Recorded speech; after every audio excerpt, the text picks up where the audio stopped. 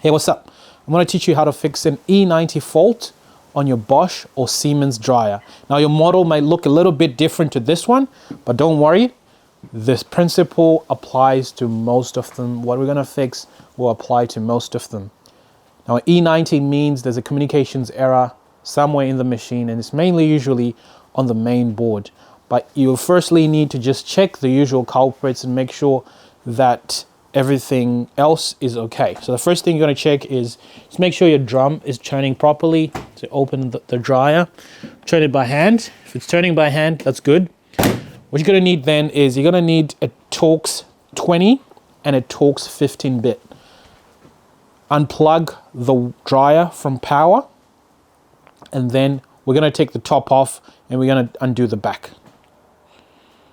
We're doing this so we can access the main board and fix that. Here you'll find there'll be 2 screws that you need to get off. I've already taken mine off. There's one here, one there. Undo those and then simply pull this back and the top lid comes off. Set it to the side, and then we're going to focus on the left hand side of the dryer, which is the one with the cord. Along here there will be about 1, 2, 3, 4, 5, well actually 4 screws that you need to get rid of. The bottom 2 are T15, so you need to undo those bottom 2, which will be T15s over here and over there. And then finally, to take this off, you need to tilt this towards that side on a sort of like 45-degree angle, because there's some screws at the bottom. There's 2 screws at the bottom which you need to undo. Once you've undone those, all you need to do is, so don't forget about the ones at the bottom. All you need to do is pull this back and it comes out. And as you can see down here, this is where those screws go. Actually, there's just one that goes in the middle here. So make sure you undo that at the bottom, otherwise it won't come off. Once you've got that off the top, this is the board that you need to take off. So make sure you take pictures to remember where everything is before you start dismantling stuff, otherwise you forget.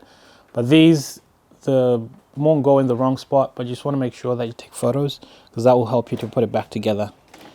And taking it off, there's some clips that will be holding it, like some plastic clips on the side here on this panel. So what you want to do is you want to stick your screwdriver in there, and then that will release it. So these will be locking tabs, these 2. If you press them inwards and then lift the whole thing up and out, it will come out. And then it's simply just undoing these like that. You might need a flat screwdriver.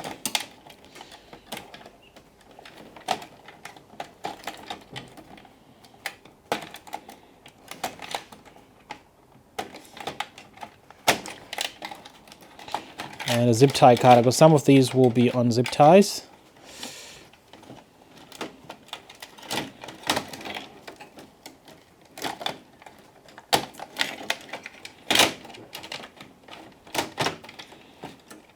While you're doing this, you just want to inspect your cables, make sure that there's no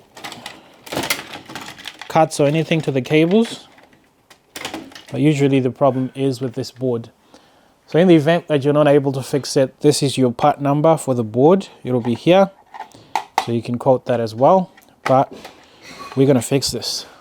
So what you want to do is do that.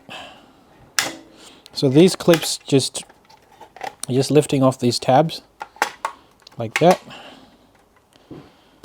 like that, like that, and like that. Beautiful. So you're gonna have a look in there like that. Gonna have a look, check if there's any burnt parts or anything like that. Make sure you check it properly, thoroughly. If you see there's no surface damage, we're gonna get in deeper inside. So with that, you want to take it out of this casing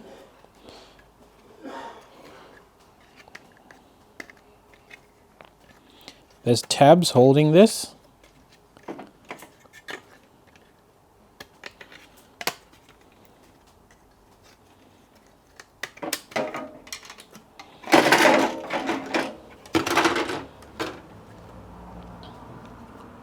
And this is your board. On this side, you've got all the relays, that's your power. So we're gonna check, so this relay is the one for the motor. And usually if you're getting E90, you'll hear it click maybe 4 or 5 times trying to start. So it means that like there's something happening with that relay. So usually you can replace this relay and the part number will be on there. You can just put it into Google or eBay and look for a relay 10 amps 250 VAC. You can put it on all those numbers and try to find that, or just find a faulty one and replace it with that one. But before you do all that, you want to turn the board around and have a look on the underside. Just check for loose solder connections, things like that. On mine was loose. So what was happening, it was just trying to start and it'll be arcing, and with that it will throw that fault, and over time if you keep forcing it, it'll blow the relay. So with this, usually this relay, you need to solder here and then solder all the other parts that are holding this relay. So there's 4 feet on this relay. You can see there's 1, 2, 3, and then that's the 4th one. So you need to make sure that they're all soldered in properly, there's no cold solders. And while you're at that, you might want to check all the other solders, and which is that relay, that relay, that relay. Just check underneath, make sure that it's all nice and proper. You also want to check this resistor, make sure it's good. If you get any power issues as well, you might want to change this chip here.